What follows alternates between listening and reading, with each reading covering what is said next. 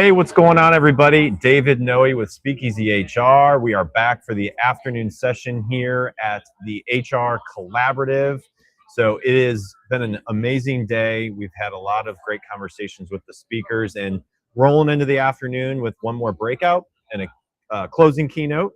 And my next guest, which is going to be speaking in the third breakout this afternoon, a familiar face to SpeakEasy HR. He was one of the first, I think, 10 guests ever. I'm on episode 70 now. So wow. You are one of the first 10, I think, guests on this podcast. So Scott McGowan, welcome back. Hey, welcome. How are you? Thanks for having me. Yeah. Appreciate it. You do a great job, by the way. Yeah, appreciate it. Yeah. It's a lot of fun. It's a lot of fun to talk to people like in this environment. Usually it's at home talking to someone maybe across the world, and being here with people, like-minded HR professionals and people like you that want to come and share your story. And so your story and your path to this point and your new venture, not new venture, but you're getting into the new rhythm with One Morning. So I know we only have about 10 minutes, and I want to just dive into your background, people that don't know you, and really what you're trying to talk about today with your topic, which is embracing mental health in the workplace. And it's still a hot topic, just like the others out there, like AI. So tell everybody a quick summary of your background, and then we'll dive into your topic. Yeah. So fast version. Married 39 years to my best friend, Lori. Got to do it. There you go. 4 grandkids. Should have had them first. Yeah. Fantastic. Lots of fun. Awesome. Worked at MB for 35 years. Okay. Retired for 15 days. 15 not days. recommended. Not recommended. And then on my way out, I really wanted to test kind of, could we bring a sense of belonging to brokenness in the workforce? And that's really kind of where One Morning kind of births itself inside of the walls of NB. Yeah. And you wrote a book, Culture is an Inside Job. And I've heard you talk about that book. So your topic today, embracing mental health in the workplace. So people that are coming to your breakout will hear it. For those that are going to another one, or for myself who won't be in the room, what are some of the things that you're going to try to talk about in that discussion? I think for the most part, a lot of employers, I think everybody, great cultures kind of almost sadly sometimes mandate everybody show up in a really good mood. Yeah, exactly. And sometimes people aren't in a good mood. And sometimes life is throwing really tough stuff at people. And what I'm really trying to encourage is just allowing people the space to kind of raise their hand and say, like, I'm not okay right now. Yeah. And there's lots of resources. There's external resources. There's internal resources. And then there's friends that we can reach out to. But we hide in ego. We hide in vanity. We hide all those things. Yeah. And what people need to know is like, you're not alone. Right. You are not alone. Yeah. And I talk to people about this as a business. You have a family business, you have a generational success story as a business. And some of those people want to keep that going. But part of that is to hire humans and hire people. And people are messy. Yeah. People come with a smile on their face to do their job, to take care of your customers, but you don't know what's going on in their world. Yeah. And so businesses that can embrace that and show empathy, the things that technology will not really help, in a sense, you've got to have that human connection. And so I think what you do is so critical. And I think you're impacting so many people, as you've seen since you started this. So knowing that you've got to jump off here very soon, I've been asking everybody this question. So it's about your career and advice you've been given. So think about that, and who has given you advice, and what's been the biggest piece of advice that you've received that's stuck with you? Yeah. Well, there was actually 3. Okay. So it was really stay profitable.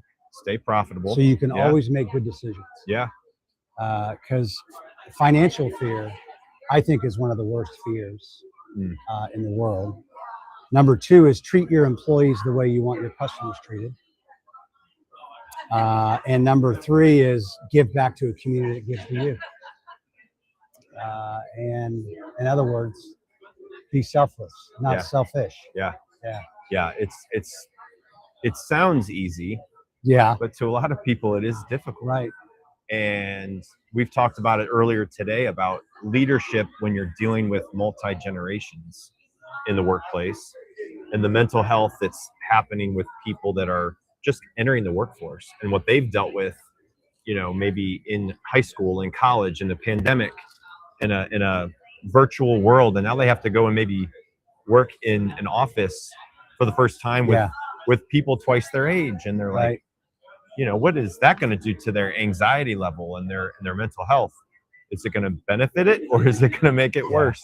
So it's such an important topic, and I hope that if you are listening to this and you're not connected to Scott on LinkedIn or check out One Morning, definitely look at that and his book Culture is an Inside Job. Really, really great piece that you wrote there. So where's the best place to find your work? Is it LinkedIn? Yeah, Where else? LinkedIn, Scott@onemorning.com. Scott@onemorning.com. Yeah, Okay. there's some goofy stuff out there. I'm 60. Gosh, I'm 62, but I act like I don't know, 10. It's just a number, It's just a number. Grandkids probably keep you young. 100%. Yep. Married to your best friend keeps you young, right? Life's good. So how's the day been for you so far? Really good. This is amazing. Great facility, great people. Yeah. Great speakers. Yeah. New venue this year. So at the Oasis Conference Center, there's a golf course outside. We're staring at it. It's pretty nice. And I think the next time we do this, as Pete Schramm told me, you should make it part of a day where you go golfing. About maybe a 7-iron from the green. Right? Yeah. And it's a little chilly out Maybe today. an 8-iron for you. I don't know. Yeah. Up to, but yeah, so it's a great venue, and so we're glad to be here. We've got a really good list of speakers, vendors. We have a happy hour coming up after the closing keynote with Andre. So Scott, I'll let you get to your breakout. So good luck. Absolutely. Thanks for stopping by. Thanks for having me. Take your keychain, personal gift from me. I think I gave it to you, but it's I got it right here. Yeah. It's the bourbon barrel that's not full of bourbon. It's just a keychain with Payroll Partners and the SpeakEasy HR logo. So thanks again, my friend. I appreciate it. Good Thanks luck for everything you did. Keep doing what you're Keep doing. making noise. Keep making noise. Make good noise. Yeah. Perfect. Appreciate it. Just 1 minute from our sponsor, and then we'll be back with hopefully another speaker coming up. So 1 second here. Finding a new employee takes time and money. For one position on a single job board, you could easily spend a minimum of $5 to $10 a day advertising a job post. It's worth noting that the average time it takes to hire a new employee is 36 days. However, it can take longer than that. You could find yourself paying hundreds of dollars a month for a single job board. And if you're using multiple job boards for multiple positions, this could add up to thousands of dollars a month. There is a much simpler and more affordable way of finding the right candidate. At Payroll Partners, we offer an applicant tracking system to help manage your hiring process. Our ATS is customizable, allowing you to decide which days you want to run the job and when to close it so you don't break the bank. And this feature lets you e-blast your network, posting jobs on multiple boards at once, all managed in one location. Payroll Partners, elevating your payroll and HR experience.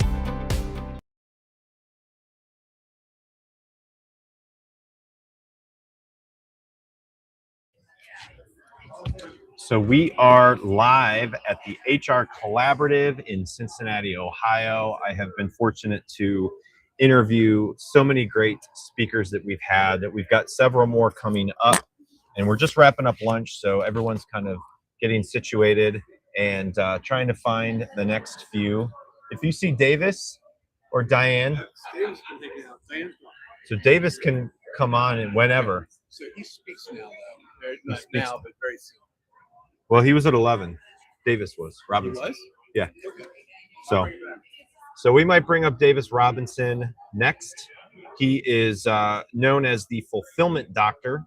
He's a leadership coach, speaker, author, employee engagement expert with more than 25 years of experience across healthcare, manufacturing, government, and higher education. Dr. Robinson is recognized as a top 100 human resource influencer on LinkedIn. Awesome. And is widely respected for his work in learning, organizational development and leadership effectiveness. Got to give the air horn a little bit of love. He's a 2-time author. Dr. Robinson focuses on motivation, discipline, and personal fulfillment, helping individuals and organizations unlock higher levels of engagement and performance through practical behavior change and leadership development. He is coming on today to talk about reimagining employee engagement, prioritizing the employee, not the organization. So he is supposed to come up at 1:30, but I'm going to try to get him a little early. And do you want to come on and say a couple words as part of the committee? No. Okay. Thanks. I remember when we did a video for something, it wasn't pretty. I was like, I got to give you an air horn though, Matt. One of the committee members, I said, hey, come on and talk for a few minutes. And he's running around grabbing lunch. So anyway, if you have comments, questions for people that you hear on and hear their topic and what they're talking about, throw it in the chat. We can try to get to it if we see it, but we are live on LinkedIn and YouTube. I love being at this event. This was last year at a different venue. This is a bigger venue for us as a conference. So it's one of the only HR all-day conferences that I'm familiar with in the Midwest. If there's something else that I should be at to do a live podcast, connect with me on LinkedIn. Would love to hear what the conference is. I'm certainly well aware of Disrupt HR. We have an event coming up in Kentucky on July 8th if you're in the Cincinnati region. So check that out at the Disrupt HR website. But again, we have a afternoon session of live interviews with the speakers, and it's been so fascinating to hear what some of these people are bringing, these topics. And really, they're all very unique. They're all very different. And the closing keynote today with Andre Young is going to be all about evolve your leadership. So that's a new twist this year that we have, is a keynote and then a closing keynote. So before, we did not have a closing keynote. And then we'll have a happy hour bourbon tasting, thanks to the folks at Wenzel Whiskey in Covington, Kentucky. They're doing some amazing things in the bourbon industry in our region. So again, Dr. Robinson will be coming on, and he already spoke this morning, so we can kind of hear his reaction to that topic.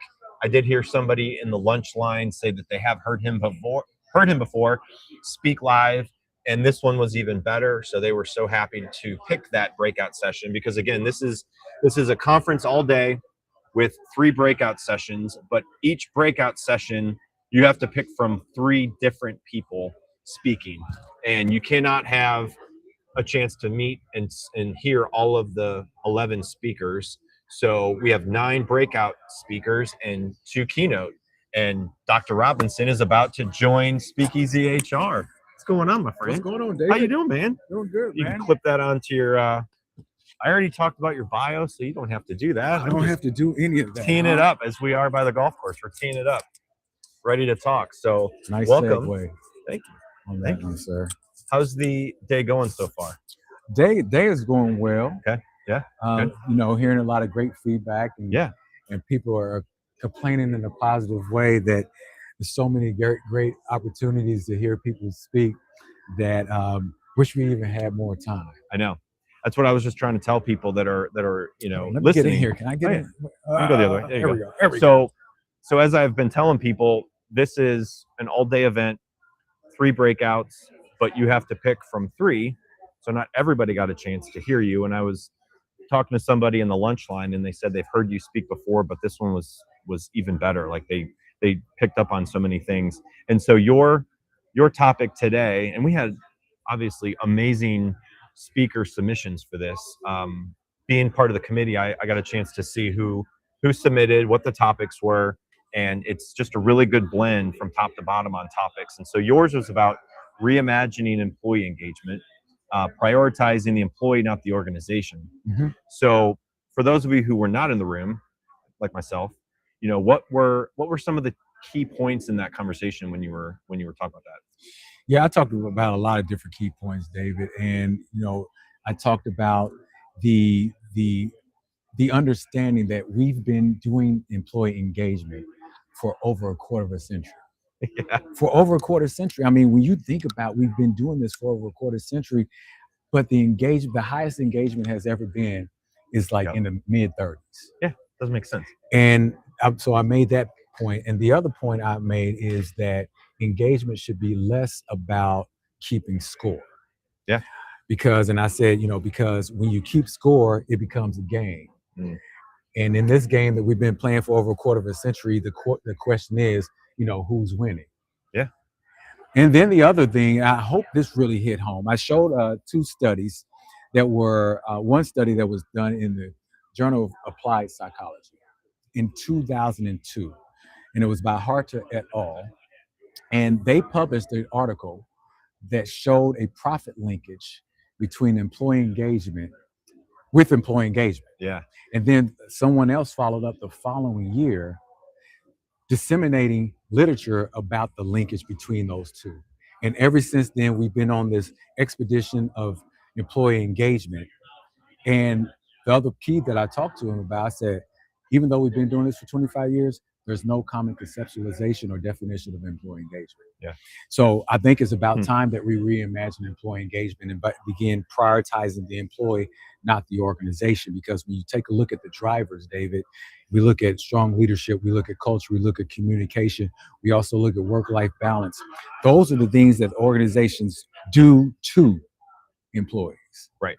They're doing to employees. And I call them the inputs of the organization rather than the inputs of the employee, which is to focus on who David is naturally, innately, who you are at your core. And so those were the points I was driving home. Okay. How did the crowd receive that? Do you feel like they were excited? Were they nodding? Were they engaged? Actually, I thought I heard an amen at one point. Really? How about that? I got to do the mini air one for that. I was ready to pass the tray around for that one, man. I said, we're in church. Amen. All right, let's move it around. But no, we had some great discussion, or had some breakout groups, and the noise level in the room was great. That's what I heard. No, that's awesome. And so this event, and I don't know how many events like this you've been a part of, but I threw it out there to people listening to this in our region, in the Midwest, Cincinnati, Kentucky. We have some of the other conferences and things that are going on, maybe a evening event, Disrupt HR kind of vibe, or you have a state HR conference with SHRM, but like an all-day collaborative kind of event like this, I don't know how many are out there still like this. I don't know many like this. Mm-hmm. So, I think it's so important that we have this. I look forward to it and having conversations with people like yourself that come on and talk about these topics, because it's so critical, and not everybody's going to take away what they learn from you and be able to apply it in the same way. But everybody that owns a business that hires people, whether they want to manage people or not, you have a business and you have to have humans doing the work, majority of it. Yep. Obviously, there's some fixes to some of the technology out there to make your job a little easier and streamlined. But you have a business, you're going to hire people, you want to retain them. It's hard to retain every single person. Yes. So when you think about employee engagement at the front end, so if somebody is responsible for hiring and you are in several interviews, you're trying to figure out, okay, who's the right fit? Who's the person that we feel like is going to be staying around for a while? Was that brought up in today, or is that stuff that you kind of see with your work with Horizon Consulting Services when it comes to like the front end of a company trying to bring people into the company? Actually, I was having a conversation with an attendant at lunch about this, and I said that's where the work needs to happen. Yeah. Because what we do is we hire people for their skills, because because we're a skill-based society, right? We go to school to learn workplace skills. I said, in order for you to make sure that you have the right person, you first must, as a HR person who's hiring, you have to know what is the talent, the natural ability that is important to this role. Yeah. So for example, if you're looking for a trainer. Yeah. The talent or the thing that gives that person energy should be an individual who loves to be in front of people. Yep. A person who has a dynamic personality. Right. Why? Because people with dynamic personalities, people who are engaged with others, people are able to connect with them immediately, right? Yeah. So if you know that this is a talent that is needed, forget the skill. Yeah. They should have already got the skill in school. Yep. If you know that that is a criteria that you need someone who's outgoing and loves the stage, Strength Finder calls it a woo. Woo is that talent. Yeah. You need to answer that question. So how does your talent, if you know what it is, how does that relate to this role? Mm. And if that person says, well, I just like training. No, we don't want that. I want to know, why do you like training? If it was me, I love being on stage. Yeah. I love being in front of people. I get to use my talents, which I call 3 Ps: my presence, my personality, and my positivity. Yeah. Those 3 things, once I'm on stage, come into play along with those skills, and boom, that's when I'm able to maximize who I am. So it's up to asking the right questions and knowing what are the core talents that person needs to have in order to be effective in this role. So you have 25 years of experience in healthcare, manufacturing, government, higher education, 2-time author, and you're a top 100 human resources influencer on LinkedIn. That's incredible. I want to be like you one day. So all of that work and kind of what you're doing now, tell us about, your day-to-day now with Horizon Consulting Services. Well, to be honest with you, Horizon Consulting is not my day-to-day. Okay. Horizon Consulting is the way in which I scratch my itch. Oh, and so what I'm talking about here is, because all of us went to school, David, to learn workplace skills. Every single one of us. So we can take our skills, give it to an organization who needs them, but we're not priority number one. Yep. And so what we do when we select majors based on what society says is important, what our family says is important, and even influences through our peers, right? So we go for those STEM jobs, Yep. We go for hot jobs, and we go for jobs that hit the 4 Ps: payroll, power, position, and prestige. That's what we go for, right? And so I told them in my class, I said, the only reason why I majored in psychology was because I had 30 hours of psychology I needed to graduate. That's the only reason. I didn't know that I loved being on stage. Actually, at one point, I thought I was shy. Yeah. But when I'm able to engage there, so what I'm talking about is scratching my itch. For individuals who are in a role that is not connected or aligned with their innate abilities or natural talents, they got to find a way to scratch their itch. Yep. And if you're not able to scratch that itch, then you're always going to be kind of in this lull, if you will, and not being able to maximize who you are. And so Horizon Consulting was done. I put it up or built it, or have you want to call it LLC, is so I can scratch that itch, because while I'm able to scratch it a little bit in healthcare and manufacturing, those other things, this is a way in which I can scratch it when I want to, however I want to, and it's mine in a sense. Yeah. So this is a personal situation for me with kids growing up. I have teenagers. One day they will have to get a job, right? So, they won't be living at home. They'll have to provide for themselves, find a career path. So when you're talking to younger professional, environments, or are there certain, I guess, paths that you are trying to encourage people to still stay on, like human resources? I just talked to Jessica Platka from Miami this morning. She's there in a newer role in the school. And it's great because it sounds like there's a need for people that want to get into our profession for HR. It's a need. It's going to be a need. Mm-hmm. But I had a friend say, my daughter's going to college for marketing. Like, is that going to be a waste of money? Like, is she going to be able to get a job in 4 to 5 years? And I'm like, I don't know. So projecting out in kind of what you might hear and kind of look at from a future career aspect, same with engagement. Like, people that are engaged in their job, in their career, I think stay in that profession. Like me, I've been in HR for 20 years. Mhm. I've enjoyed it. I have obviously had ups and downs, but are you in those conversations now with younger people about, like, I would encourage you to get to healthcare, right? You've been in healthcare. Is there any kind of advice you've been giving people?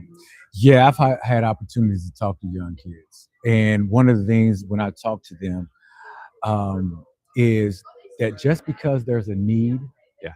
doesn't mean it's a need for you. Yeah. Right? Healthcare, we know that there's a shortage of nurses. Yep. Go be a nurse. You can get a job. We know that, physicians, it's going to be a dearth of physicians in the upcoming years.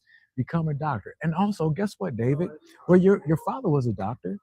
His father was a doctor, and his father was a doctor. And guess what? So we create this legacy. We want to create this legacy, but we never do tap into who that person is. Who is David? While there are vacancies out there, Yep.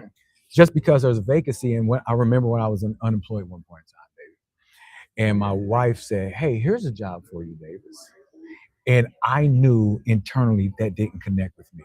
It was a very detailed, very analytical, highly organized, and I know that drives me crazy.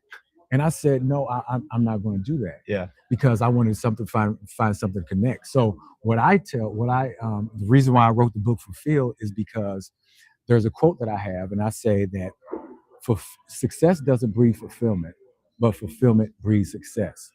So I try to encourage them to find out what fulfillment looks like for them, because I've never found anyone who's fulfilled who is not successful, because we all base it off on what we see from society based on the 4 P's. I think I said it: Yep. payroll, power, prestige, and position.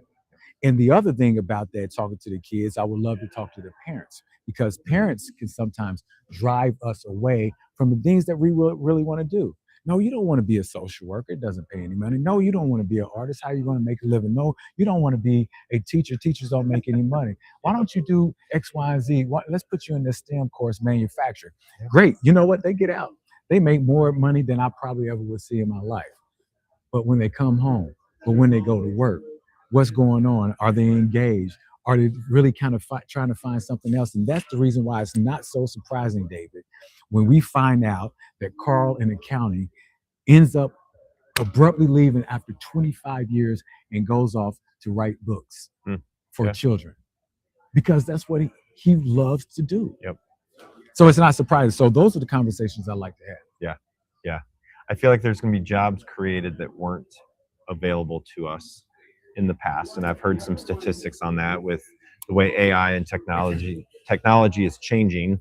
So the year 2030, there are going to be jobs out there and jobs that aren't out there because of what's happening. So it's just a really interesting time right now to think about the workforce and how people are entering the workforce, leaving, transitioning in their careers, and really at the end of the day, are they excited to go to work on a Monday? Do they have the Sunday scaries? Are they just not fulfilled in their job? And a lot of people aren't. And so that's where the leadership, their mentor, their manager, the organization they're with, they play such a huge impact in that. They play a huge role in that. I've asked everybody this question up to this point today, and it's really about your personal journey in your work, in your exposure, primarily with advice you've been given. So if you look through and think about all the times you've heard advice and what to do and where to go, and like, does anything stand out to you that was like the best advice you've received? I don't think I was listening, Dave.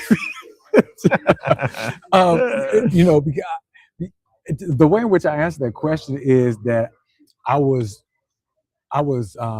really influenced by my great grandmother. Okay. Great grandmother, born in 1901, graduated from high school at the age of 45. One of her children, her son, went to Tuskegee. One of her daughters was a teacher at Kentucky State University. One of her children, who had polio, graduated when they pushed her across the stage in a wheelchair that they purchased. And her 2 other daughters, both of them had a high school education. So I guess the indirect advice was that education was important. Yeah. Right? Because for her, coming up through the times, it was the way in which you can grow, that you can develop, that you can become successful. That was the key for me. And so that was an indirect piece of advice from her, even though it wasn't stated. In our house, it was not stated that you were going to go to college or high school. It was one of those unstated known things that you were going to do. Yeah. So it was, for me, it was the education piece. And then later on, I figured out things for, on my own. Yeah. That's great. So two-time author. Yep. What got you to write? I wrote specifically for, what is it called? Credibility. Okay. And because, I heard that if you want to be be titled as a speaker or public speaker, that if you have that, it would help with your credibility and your credentialing. Okay. So that's the reason why I'm not a good writer. The reason why, the first time I wrote my book, I was talking to Willie Jolly, Dr. Willie Jolly now. Okay. He came and spoke at Norton Healthcare, and I asked him, I said, hey, how do you write a book? He said, just write 1 page a day. And the first book I wrote, I was unemployed. And so I got that published in 2008. This last book I got published last year. I did a video every week, posted it on TikTok and Instagram and Facebook, used that information to help with creating the book. So, and I embellished on that. So I'm not a writer. Awesome. Yeah. I'm not a reader. Yeah. I don't even think I read my book. I don't even think I read my book. Well, you're a content creator and you just use your writing in that way. And that's kind of what I do with this. It's like, I could sit here and write a book about a lot of stuff, which I'm actually in the process of writing a book, which is exciting. Cool. And, but it's like, I don't expect someone to sit down and read the whole book cover to cover. Mm-hmm. The videos, keeping people's attention right now and engaged is difficult. Even as you sit and talk for some 45 minutes in front of people, right? Like, how do you keep them engaged when you're sitting there talking to an audience? Yep. So it is hard. It's not easy. So to become a top 100 human resources influencer on LinkedIn, is that a process? Like, how did that happen? That was cool. I do not know how it happened. Did they just tell you one day, like, hey, here you are. This is where you're at now in the ranking of LinkedIn? Yeah, I loved it when I got it. I was surprised by it. And, the other role that I have, I'm in leadership development. And some of the programs that I developed internally for St. Elizabeth, I posted them on LinkedIn. Yeah. And evidently they got a lot of hits and, whatever algorithm they use, that's how it came around. And I was happy and surprised that I got it. And that's really cool. Yeah, I don't know if it was brand new. Yeah. Or not, but I'm holding on to it. Yeah. However old it's going to be, David. Well, maybe one day I'll get there. I don't know. I've joined a podcast community. I'm on the HR channel on Roku, and Fire TV, Amazon Fire TV, which is brand new. So if you are, enjoying this conversation, there's several others like me out there on the HR channel with Roku, just like you would download Hulu or anything else out there. It's a different way of getting the content across to the audience. So it's awesome. It's a good time. So thanks for coming by, David. Really, I appreciate you having me on this, man. This has been a lot of fun. I was really looking forward to this. Yeah. I've done the podcast once before, and I just love being able to share the information and helping out with the content creator like yourself and getting it out to the public. Well, we'll get you on as a full guest for a full episode in the future, as some of these others have already been on. Andre and Scott McGowan, they've been on as a full guest as part of the previous 70 episodes. And so you'll be out there in the future. You're more than welcome to join that group. So, and I'm local, man, so you know where to find me. Yeah. All right, man. I appreciate it. All right. Appreciate you coming by, and enjoy your keychain. Got the keychain, a little Payroll Partners barrel bourbon.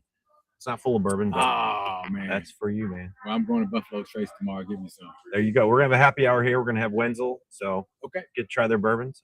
I sure will. Thanks a lot. All right. Take it easy. Take care. Just a few minutes from our sponsor, and then we'll be back. Finding a new employee takes time and money. For one position on a single job board, you could easily spend a minimum of $5 to $10 a day advertising a job post. It's worth noting that the average time it takes to hire a new employee is 36 days. However, it can take longer than that. You could find yourself paying hundreds of dollars a month for a single job board. And if you're using multiple job boards for multiple positions, this could add up to thousands of dollars a month. There is a much simpler and more affordable way of finding the right candidate. At Payroll Partners, we offer an applicant tracking system to help manage your hiring process. Our ATS is customizable, allowing you to decide which days you want to run the job and when to close it so you don't break the bank. And this feature lets you e-blast your network, posting jobs on multiple boards at once, all managed in one location. Payroll Partners, elevating your payroll and HR experience.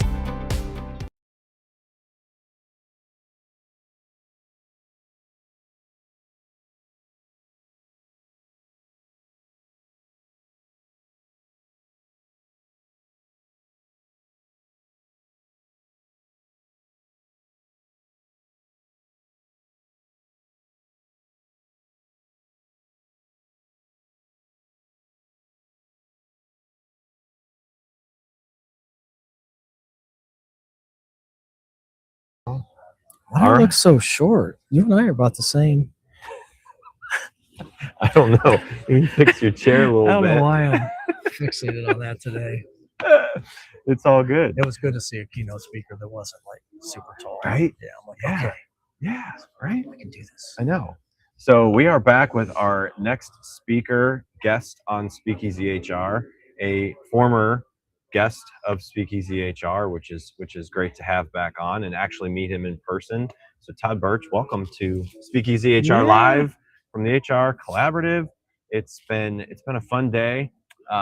We've been looking outside and it's sunny. There's a golf course, and I think in the future, if it's at this venue, it would be great to be able to go out and play some golf with people that would want to play golf. But so you're here Yes, as a breakout, and so you had the morning session. I did. So you're one of those earlier. Mhm. And so how did the overall session go? We're going to talk a little bit about your topic because obviously I wasn't able to go. Yeah, And other people that decided to go to another one, shame on them, but it's okay. that's okay. You got to pick and choose. You got 3 options: A, B, or C. I know, right? So yours was Ignite Your Spark, turning resistance into resilience, a Yes. framework for leading change. So yes, break that down, but also share a little bit about your background for people that may not know who you are, because I've got your obviously your bio and Sure. just Yeah. everything you've been doing with the Spark. I love it. I love your content and your approach to it all. So maybe start with kind of your background and give people a good sense of like what you've been focused on, and then we'll dive into your topic today for a little bit. yeah, absolutely. So what I'm doing right now is I'm a keynote speaker and a mental fitness coach, specifically in the positive intelligence framework, which is a neuroscience-backed program. Okay. And the talk today was about embracing change.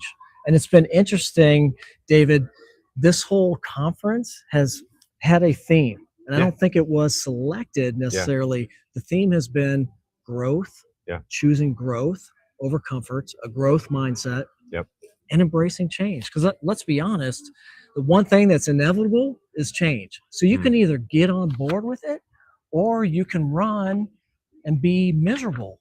But there are ways that we can start to embrace change, and that's what I talk about. Is really how do we move from resistance to possibility? Yeah. Let's see it as a learning opportunity, Yep. as growth, as Yep. possibility. Yep. And then I go into my Spark framework, the 5 pillars, which is curiosity. So igniting that spark with curiosity, mindset, fueling your mind with mental fitness, building that resiliency, and having that self-command, and then going into action, intentional action with small steps. And then you start to see that growth compound. You get the momentum, confidence rises, fear lowers, and then the last is impact. And that's what I love, David, the most, is that impact. Because when you see that multiply, when you see that scale, right, that's the most important thing that we can do in HR or as leaders, as parents. It's not only our responsibility, but it's a privilege, right, to be able to go out and spread that light into everybody we serve. Yep. So that's really what the talk was about. It went great. I feel like, you're always your hardest critic, which is actually part of my work is saboteurs and getting rid of the judge that's in your Yeah. ear all the time. But no, the feedback was great. Good. I felt energized. You're right. The space, we're in this golf course, country club, and there's tons of natural light. It's a sunny day out. Yeah. It's funny, David, I started off with gratitude. I said, hey, thank you, HR. Yeah. Thank you. He brought me this today. Look Yeah. at that. Just said thank you. Thank you for everything you do, Yeah. being the people behind the people. Thank you for navigating change, for working through uncertainty. Yeah. Let's be honest. Times right now are tough, and we need HR more than ever right now. So I just feel blessed and grateful that I was able to drive down here. Yeah. And it was cool that this is my second year. Yep. And I got to meet you. Yeah. In person. Yeah. Matt Stein, who helped coordinate, brought me down again this Yep. year. Yep. So it's great. I love being here. I love the HR community. It's Yeah. funny. I didn't really like HR to begin with. Yeah, we're a unique. I'm not a group, traditional HR guy. I did You know? not grow up wanting to do HR, but here I am 20 years later and getting to do this podcast and talking to people that have such a great message. And so your background, I like your journey about you were very marketing driven. Right. Yes. You were the CEO of it was called Evolve Marketing. Yep. Right. Still is. Yep. Still around. Or still around. Yep.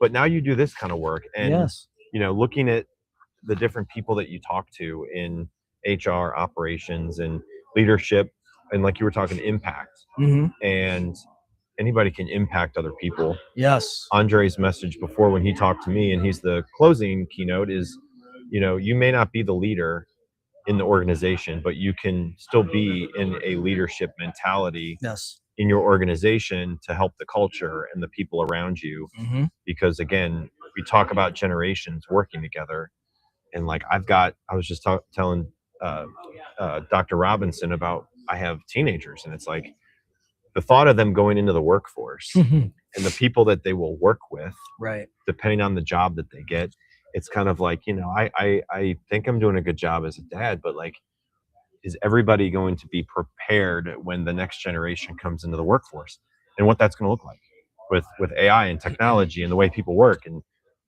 being in person, right? Like, Right. I feel like you make an impact way more, I feel, when you're in person versus Preaching virtual, to the choir, brother. right? Yeah. So, so as you look at, your message and like some of the things that you talked about today, were people like getting that aha moment? Mhm. Like, what was maybe something that you might have said where you saw like people go, okay, I get this? Was there like something that you might have said that really got them like their spark lit? Yeah, I think it was two things, really. Gratitude. Yeah. A lot of my talk is all based on very simplistic things that we can do. But here's the thing, David. Most people don't do them because, one, they're simple. Yeah. Two, they're free. And then they're just obvious. Yeah. So we take it for granted. Yeah. Right? Yeah. I can't tell you how many times I say to the audience, who here has a gratitude practice, like built into your routine? 2 out of 50 people, almost every single talk. Dude, that's depressing to me. And I'm not beating down on people. I didn't have one for many years. I do now. It's about creating a habit, right? James Clear, Atomic Habits. Yep. We have to just make it our default. But if you start your day with gratitude, you're focused on what you have and not what you don't have. And that's a great way to instill positivity, empathy into the workforce, into the culture. So, Mini air horn. Yes. Gratitude, baby. Yeah. And the other That's was awesome. the reframe game. Simple. It's a simple mindset shift from, oh, I have to, David. I have to go be on this podcast. I really don't want to. Right. To reframe to I get to. I get to get out of my comfort zone, be live with David. Who knows? Everything I say is not going to be perfect, but it's an opportunity to build connection, maybe spark somebody's interest in HR or just in the topic in general. So did you challenge people when you talked about the gratitude part?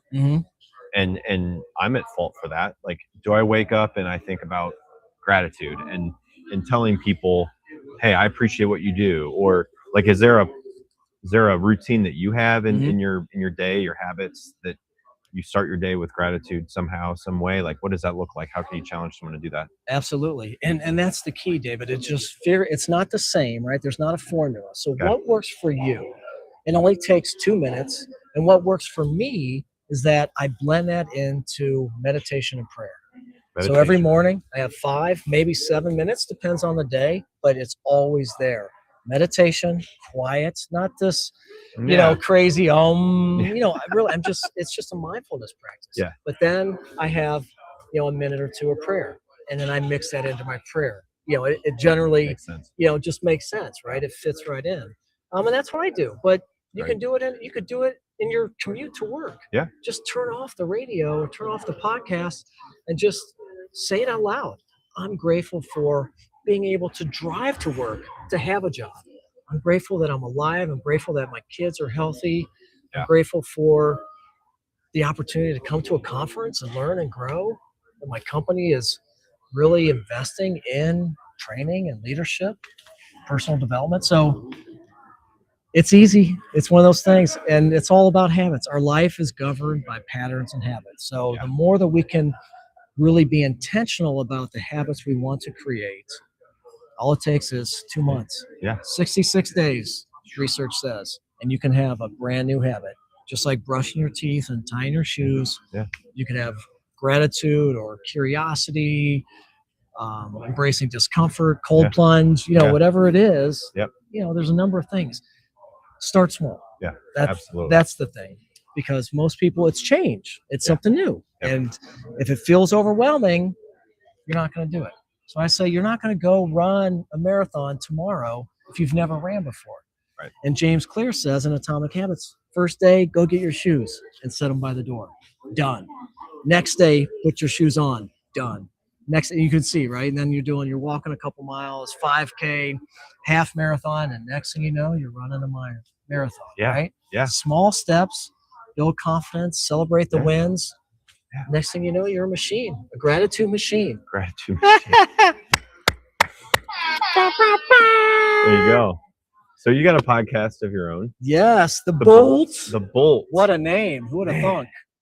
How long did it take you to think Come up of with that name? Ignite your spark. The Bolt. There it is. Yep. There's the Bolt right there. Matt's walking around with that shirt on. Yeah.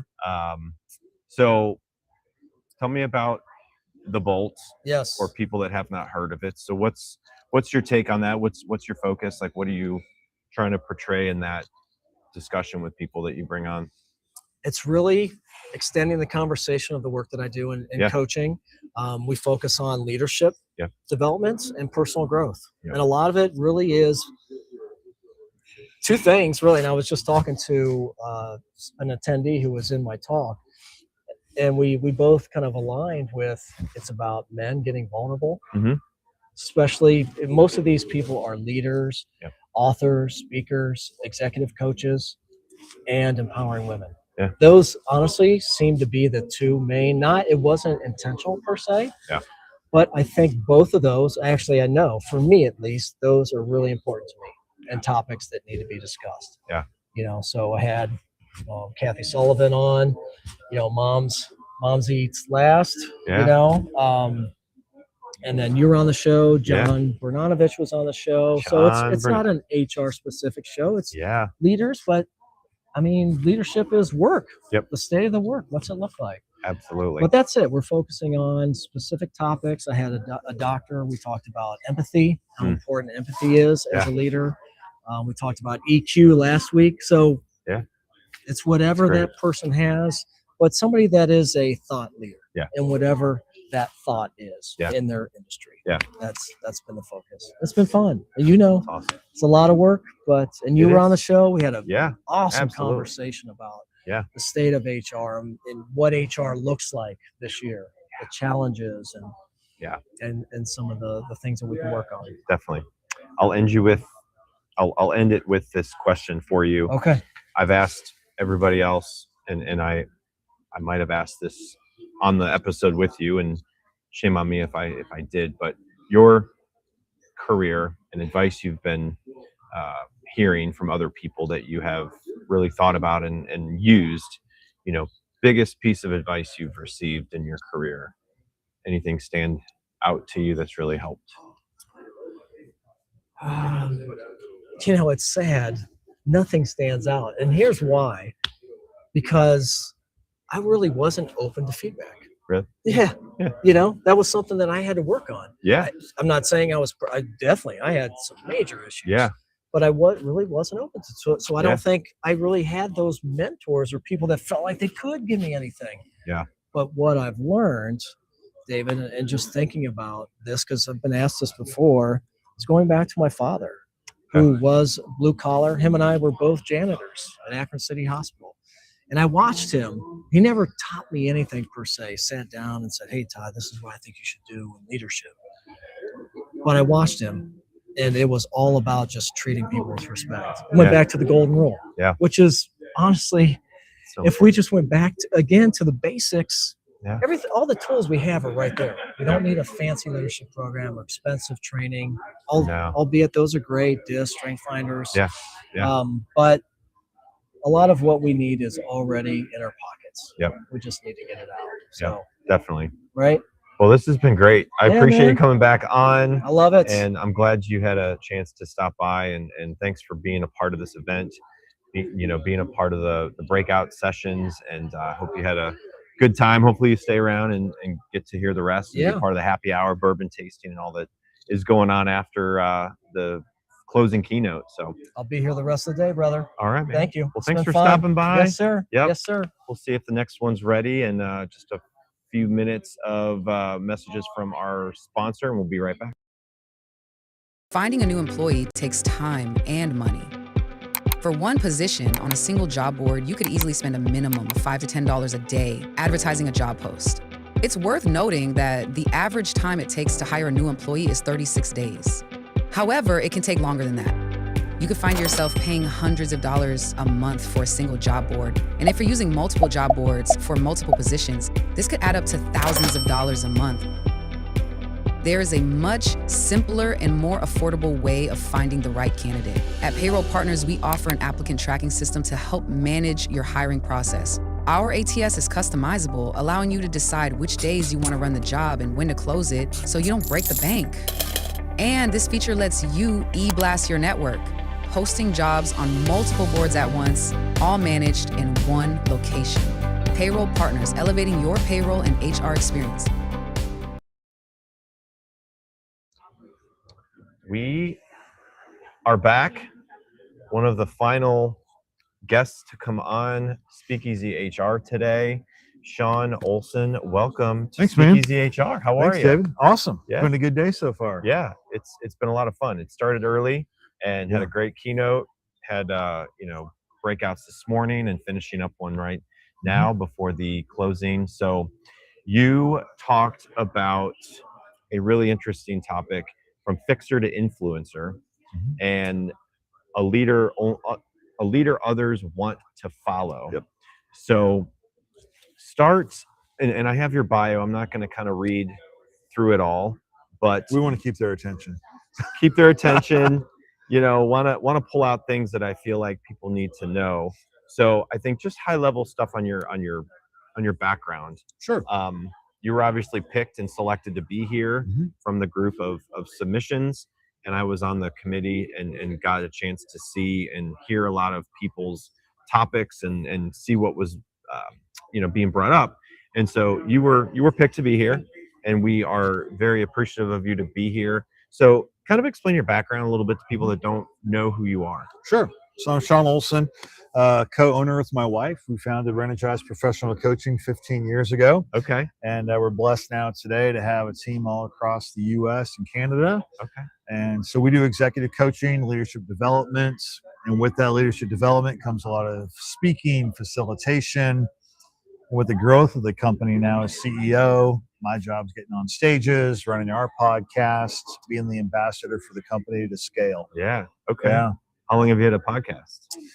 We just hit year 3. 3 years. 3 years are done, so we're starting year 4. Exactly. There you go. Air horn. Yeah. It's been fun. I look back at year 1 and some of the audio sessions early on, and I'm like, man, that was horrible. But hey, it still had an impact. We're getting Yeah. better every day. Yeah, exactly. I normally don't have this setup. I'm normally home, better mic, better setup, and I'm talking to someone either local on the other side of the world, and it's so fun to meet and connect with people in all parts of business and HR and these topics that we talk about. So today I didn't get a chance to go to any of the breakouts. I've had a chance to interview everybody, and so looking at your focus within the organization and what you're bringing to this, the fixer to influencer, and you were this morning's second breakout. So how did that session go? Was it what you thought? Was it better? It went well from the standpoint the audience was engaged. Good, right? good. And so the whole topic behind this is most of us think we're good leaders, right? Oh yeah. When in reality we're fixers. And especially when I think about HR, because when people come to HR, what do they need? They need an answer or a solution. So what does HR do? Quick answers, quick solutions. We're fixers. Well, as a result of that, we actually negate our ability to influence and lead other people. Not only just those external partners that come in, but even internally with our HR teams. We're still fixing all the problems. And when you fix, we as leaders become the bottleneck. Fixing's not leading. So we want you to transition from being a fixer to an influencer, setting them up for success. It's a total mindset change. Yeah, and it's easier said than done, I'm sure. Everything leadership sounds simple, but it's not easy. Yeah. And leadership styles for somebody new to leadership or someone that's been in leadership for 30 years, owning a business, running a business, trying to manage people, messy people. People are messy, 100%. It's not getting any better. I think as I talked with Scott McGowan in mental health and people that are dealing with a lot of things outside of work, it's about how you can, as a business and leader, really help impact those people around you that you hire and want to keep on your team. So within your work, industry wise, are there certain industries that you feel like you have really been able to move the needle? Yes, we're in generically 4 different groups. 4, okay. Yeah, we're 25% of work's in higher ed. Okay. And so if you think about higher education, let's say you're a professor, you're a brilliant faculty member, because you get good student scores, good faculty scores, we're not going to make you a chair, we'll make you an assistant dean, associate dean. Well, now all of a sudden we're taking you away from the podium and the PowerPoint. You got performance management, you got P&L, you got strategy, you got promotions, and that goes in other sectors too, right? And you don't have a clue. Yeah. And so we're coming in to really educate them. So we're in higher ed, we're in healthcare, a lot in healthcare, government, and then just corporate in general. So we're actually pretty broad, but here's why we're able to be broad. Leadership is not about skill, technically. What the organization is, their business, their function is irrelevant. I don't care if you're in HR, if you're in finance, if you're on the manufacturing floor. Leadership's people. You manage processes, you need to manage them well. You need to lead people, and it's a totally different ballgame. Yeah. You are the author of This Is How I Roll. Yes, play on words, ROLE. Yes. 7 strategies to accelerate your leadership growth and promotability. Yes. So hence how I roll. Yeah. I keep changing roles. Yeah. So what got you to write a book, and what was that experience like? So what got me to write a book was everybody saying you need to write a book. Yeah. Some unique thoughts. And I would say to any of your listeners, if they have a unique lens on a topic that's already done, share your unique lens. Yeah. We all think I'm not unique. No, you probably are unique. And share that lens, right? In the end, my wife calls the book a big business card. Yep. It's driving business. It gets me on stages like this. Exactly. And it has the opportunity with that. And so just generically speaking, I hired a book coach. I hired somebody else for the proofing. I hired somebody else for layout, get it on Amazon. Yeah. Cost me like $8,000, right? We can say that was 5 years ago, right when COVID hit, it came out. Great timing. Yeah. We can honestly say it's driven $500,000 to $1 million of business for our company for an $8,000 investment. Mm-hmm. There you go. That's awesome. That's awesome. Yeah, I have met a lot of authors. Been in the process of, and I've talked about it already, but I'm in the process of writing a book. So Awesome. it's I'm writing book first. number 2 right now. There you go. Yep. So it's always fascinating to hear someone talk about that journey and why they wrote a book and what that was about. I'm being a little bit more scrappy. I'm not hiring a publisher, and it's more for my nonprofit that we have, my wife and I. So it's maybe next year at this time. Hopefully before then it'll be out. But what's your? I want to your say next? one thing about that though. The title on the promotability and stuff. Yeah. People are like, why? Because I'm talking about that unique spin, right? Yes. We track all of our data. What we found was really interesting is 43% of our coaching clients got promoted during or within a year of their engagement with us. Oh. So then we started reverse engineering. What are we doing in our coaching Yeah. that's setting them up for that promotion, right? And that's why I wrote about it, because it's a unique perspective of being promotion ready, because coaching is the great accelerator. So you're going to be here in 2 years no matter what. You work with us for 6 months, you're going to be there in 6 months, not 2 years. Yeah. It accelerates your growth, promotability. The next one is actually what I spoke about today. From fixer to influencer, a leader others want to follow. Okay. Yep. So I'm building out that entire framework, publishing that. Very cool. Really hoping to drive people because it's opening eyes. I do this little thing about like Jeff Foxworthy. I did in the session today. Jeff Foxworthy, you might be a redneck if. Ask all these questions. You might be a fixer if. And people don't think they're a fixer. I went through 6 questions today. I said, okay, are any of you a fixer? Every hand went up. Yeah. Exactly. Yep. Yeah. Well, that's exciting. When are you trying to have that out? Any idea yet? Great question. I plan on having it done in August. Okay. But then the actual work begins. Yeah. Getting all the back end stuff done, getting it set up for effective launch. Yep. I am going to shop it to a few publishers this time. Okay. We'll see what happens. Yeah. But I would expect that you would see it Q1 of 27. Okay. That's exciting. Well, I know that's going to be a huge success as you're talking about it. And I can just hear the passion about it, and seeing that you're using that skill in this way, it's awesome. So the podcast, it's from a business aspect. What got you to start the podcast? To expand our brand, Yeah, and even expand it internationally. So half of our guests have been international leaders, so that's been intentional. And honestly, what I didn't expect that I love about it, this happens in coaching too. I literally learn as much about them and about leadership as they do from me. Yep. Just by having these conversations. And ours, it's called the Intentional Leader Podcast, because everything in leadership has to be intentional. Yeah. And so I'm asking them, like, if you were a guest on there, David, hey, David, walk us in your professional journey, but leadership lessons learned on the way. Because the point is, there are listeners out there who are like, well, I'm like David. Because people think that, like, I have to be a John Maxwell, a Tony Robbins, a Tim Cook. No. Everyday leaders are normal people who have developed the skill set to get there. Yep. And so people always say nature nurture is leadership, nature nurture. 10% of people, it's nature. They're born leaders.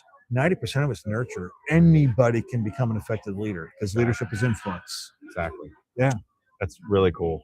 Well, I just joined a Roku channel for my podcast called the HR channel. Okay. So it's a brand new venture that another podcast host decided to start. So it's on Amazon Fire TV and Roku. So we're looking to bring in more. So maybe we'll talk more about yours and see if it might be a good fit. Because hey, I am opening game. Another way to get people absolutely access to the content, in the podcast world. So so I've asked everybody this question about their background and their advice they've received along the way. Yeah. So your journey of being an owner, an author, doing a podcast, has there been anybody that has given you that kind of advice that has been the best advice you have received, and what was that?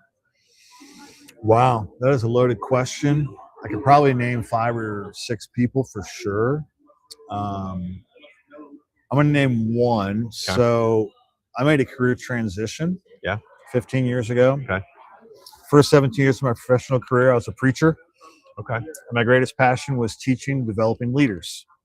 I'm doing the same thing, just a different context now. Yep. But when I transitioned out, I ended up working in higher ed. That's why we do a lot of work with higher ed. Okay. They gave me a mentor. He was incredible, business mentor.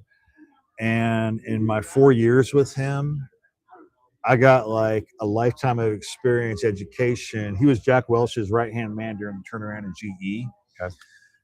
And everything I learned from him has set me up for success with every risk we've taken in our business. And I use that phrase intentionally. Even if you know something, it's still a risk. You still have to step out. Right. There is no such thing as luck. There is no such thing as hope. In sense of, if you want to grow a business, if you want to go in your career, become an effective leader, there's intentionality behind it every single step of the way. Yeah. You create luck because you're intentional. That's awesome. Well, thanks for sharing all that. That was, hey, my pleasure, man. That was awesome. And with everybody that's come on, I'd love to hear their answer to that question and just about their journey and what they've been working on. So, yep. You know, was this the first time you've been to this event? Or have you been here before? No, okay. First time this event. Okay. The way this kind of goes, one of the guys on the committee here, Matt Stein, he heard me speak at a conference a year ago, came up to me right after I was done. He's like, have you ever heard of HR Collaborative? I'm like, no. He's like, you need to come speak. Yeah. And so it's because of people like Matt that it allows me to expand my network of people. Yeah. And, you know, no matter what we provide in impacting people at HR Collaborative, the gift is to us. Right.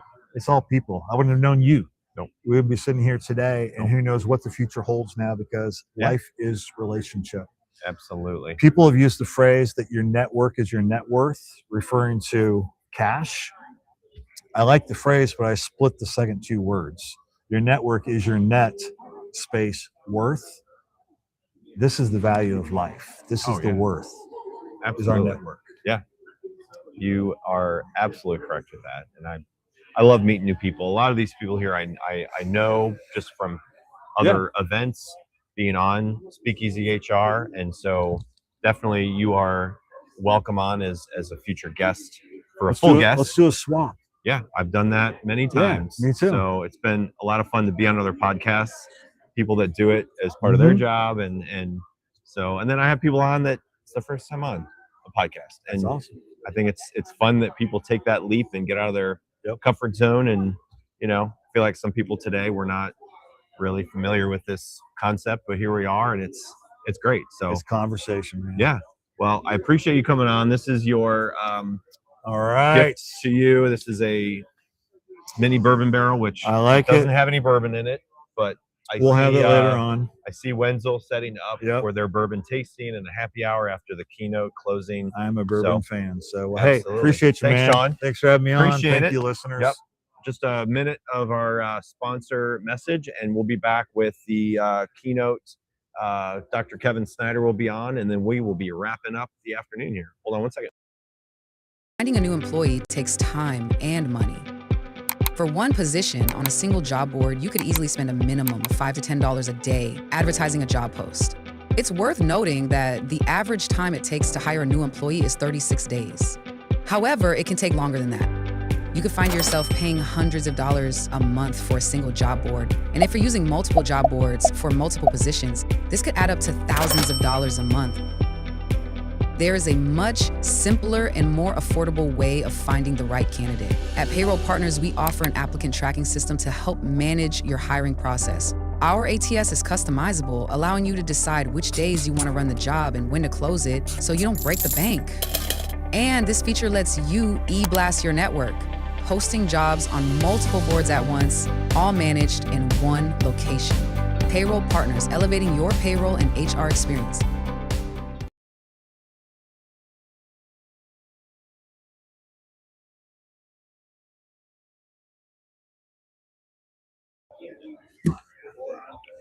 So we are wrapping up the afternoon session, and thrilled to see that Wenzel is here for the bourbon tasting after the closing keynote. So for those of you watching live, this has been an amazing day of speakers and conversations with the speakers on SpeakEasy HR. So I'm just very fortunate to have this opportunity to come on and do this. So our final speaker coming on is the keynote, Dr. Kevin Snyder. He is globally recognized as a keynote speaker, best-selling author, multi-time TEDx presenter, and has inspired over 1 million people across 1,500 audiences. I was starting your bio, and then he comes up. So here he is. I'll let him introduce himself a little more. Come on down. You're the next contestant, final contestant. Come on down. Who was on The Price is Right. You can clip that on. Look at this. Oh my gosh, she's got the actual name tag from The Price is Right. How about that? Welcome to SpeakEasy HR. Good to see you. Good to be seen. You are closing the afternoon out. So you have a mini brick. You have a large brick. You've got a book. You've got a basketball. I've got a mini air horn. Oh, that's so cute. So we got a lot of fun toys here. So I'm not going to go through your bio. I think you can probably tell everybody listening a little bit about your background pretty quick. And you were the keynote for this year. So we really do appreciate you coming in to be a part of this event, and hopefully you've enjoyed it. But yeah. So tell everybody about your background. I started a little bit and then I stopped because I saw you coming by. So who are you? Who am I? who are we? What's well, first off, I'm honored. I wouldn't be here if it weren't for you. Yeah. You and the planning committee. These conferences are special because no matter what they're called, they're all leadership conferences. I mean, if we're going to lead others, we have to lead self, right? Yep, and, exactly. I love being the opening speaker today to help hopefully set a positive energy tone for the event, and then all these great breakout sessions. And we're getting ready to have a closing keynoter as well. So yeah, but my background, I'm not a naturally motivated person. I'm not a natural speaker. I talk openly about that because it ties in not just the message, but the purpose of what I do. Yeah. Struggling with depression, and I had some turning points in my life that made me really want to share more of my message and my story with others to help others in the spirit of positive change. So it wasn't a mental health program, but I try to deliver everything with an uplifting tone. And today was all about becoming a shift thinker. Okay. So you got to say that real carefully. Shift. Thinker. Thinker. Because I say that after a few bourbons. That's coming up too. That's gonna be cool. That's gonna be cool. Yeah. No, this has been. I got a chance to hear a lot of your speech this morning and talking to everybody, and you're the opening keynote. People are kind of awake and kind of not, so you're trying to get them engaged and raising hands, and the Price is Right videos of you being on the Price is Right. So I think overall people came up to me after, and I've heard from many people about how great the keynote was. So good. Obviously every year we try to bring a keynote in, and this year it's a little different because we have a keynote and then a closing keynote. But we just obviously think that your message was such a great way to start it. So people that weren't here listening live or in future recordings, tell us about this becoming a shift thinker, your competitive advantage in HR leadership. So what were some of those things that you wanted to throw out there to the crowd and just get them to grab onto it? Sure. Well, and there's a lot of backstory too on why shift thinker, and that's kind of the play on it. But during the pandemic, I mean, the pivoting, that phrase really struck a chord with me because I grew up playing basketball, and that was a basketball term. And well, that's short-term protection. There's a purpose, but at some point, if we want to progress in life, if we want to move forward in life and leadership in our organizations and our teams and our own personal goals, anything, we have to learn, all right, now I need to dribble. Yeah. Now I need to pass the ball, to shoot the ball. So instead of pivoting, we need to shift. Otherwise, we are just going around in circles. Yeah. And as the world shifts, and will continue to always shift, we have to actually shift, not just with it, we have to be proactive. And I feel like, especially with this type of audience, with this audience of HR professionals, they're in important leadership roles that, with the pulse on the organization and all the different hats that they wear. I mean, change isn't, it's happening. So how are we proactive to that? And so the shift thinker keynote that I delivered is all about 4 main fundamentals on how to shift, and ultimately, because organizations can't grow unless their people do. At least that's what I believe. Yeah. So So you travel a lot. First time to Cincinnati? I'm a big Reds fan. I've been here a few times. Okay. No, I travel wherever I get asked to go, but I love Ohio. Yeah. My family grew up here. My mom and my dad actually met at Miami of Ohio. My dad grew up in Dayton. Okay. We have Jessica Platka from Miami, Ohio. She's here. She was my first. She was supposed to be in this slot, and she went to the first one since you had so many people signing your books, and that was great. So we wanted to keep you out there and be a part of the following piece of your keynote. So I ask everybody this, and it's about your career and advice you've received. So what is the biggest piece of advice you've ever received? So I have 2 careers. Prior to speaking, I worked in student affairs. Okay. From a speaking, I've had several mentors as well, and I feel like I've never met Steve Martin, but there's a quote by Steve Martin, the comedian and the actor. I hope this is what I feel like he's quoted this by saying, "Be so good that they can't forget you." Yeah. And I think as a presenter, which is what I do, I mean, it's about impact, right? Yeah. It's about influence, impact, to help people personally and professionally.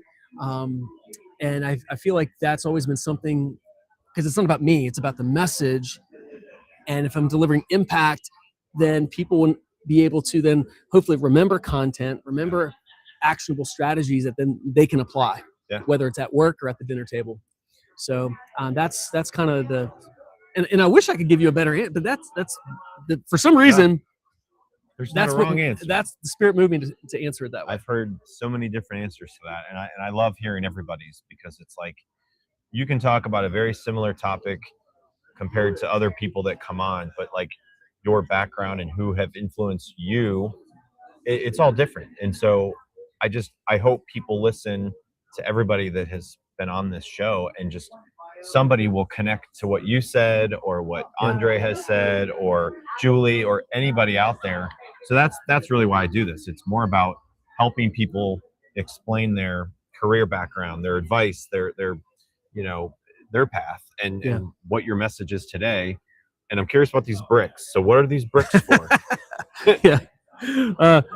So these are props, but I carry a bag with me that's got a variety of items, but they're It looks real. Yeah, they're visual enhancements, kind of to the content within the speech. So there's a segment in my speech when we talk about envisioning new possibility or new opportunity. Envision the know. It's an acronym because ultimately we have, the story is there's 3 bricklayers. They're all asked the same question: what are you doing? Well, the first gentleman saying, I'm laying brick. That's all he thinks he's doing, is just laying brick. Well, the second person, their answer is, I'm building a wall with the brick. And the third bricklayer is asked, same question, what are you doing? His answer is, I'm building. And there's a slide that shows the Biltmore estate made out of brick. And ultimately, we all deal with bricks on a daily basis. All the distractions, the interactions, compliance, the procedures, the trainings, just think of the different bricks that we deal with. And they're not just bricks, they're opportunities to build. So for me, working as an academic advisor in my prior role before speaking full-time, there were times where, I had a lot of work to get done and I had deadlines. Yeah. And when I had that knock on the door by a student who needed help, there were times I had to shift my own thinking. And I didn't realize that would be an upcoming keynote 10 years later. But I realized students are not a distraction to my work. They're the purpose of it. Yeah. And every email, every phone call, every meeting, even frustration was a building block opportunity. So the bricks are a symbol of reminding us that every interaction matters. And we decide whether we're placing a brick down to build a wall or we're picking it back up. That's awesome. So That's there awesome. you go. How about that? And they're Got all fake kinds of bricks. fun They're stuff. not heavy. They're foam. Yeah, that's very cool. Well, I'll give you a little. This is one of a kind. I don't have any more of these. I do have, for all my guests, the little Oh, cool. bourbon barrel keychains with the Apparel Partners logo and the SpeakEasy HR logo. Love it. It's Love been, it. Love it. It's been a pleasure to have you on SpeakEasy HR. If you ever want to come on as a full guest, we definitely want to get you on in the future. And that's how I've had several people just like this. You know, Yeah. last year, several have come on as a full guest, and then got to see them again here this year. So it's been awesome. So Love it. hopefully you enjoyed it. I did. great. Thank you for all you've done. Yeah. And you make speaking easy, hence Good. the SpeakEasy SpeakEasy HR HR. podcast. And it's got the bourbon theme, right? It's got the bourbon vibe. We've got, you know, a happy hour coming up, bourbon tasting with Wenzel Whiskey. Great friends over at Wenzel. So I appreciate you being a part of this event. Thank you. I hope everybody listened to this, and who are not here, hopefully you consider coming next year to the HR Collaborative and seeing this amazing event. It's the 16th year doing it, 17th year, something like that. So it's a great all-day event that I don't know in our region there's something like this out there. So you get access to so many great people speaking today, and you don't get a chance to hear them all, Right. as you know, part of the breakout. So this is why I love doing this, is to be able to talk to everybody. That's brilliant. Love it. You know, Love it. So, well, thanks Awesome. everybody for joining. Thanks for coming and being a part of this. Everyone have a great afternoon. We're gonna go enjoy the keynote closer, Andre, and then we're gonna go do the happy hour. So, thanks a lot. Have a great day, everybody. See you later.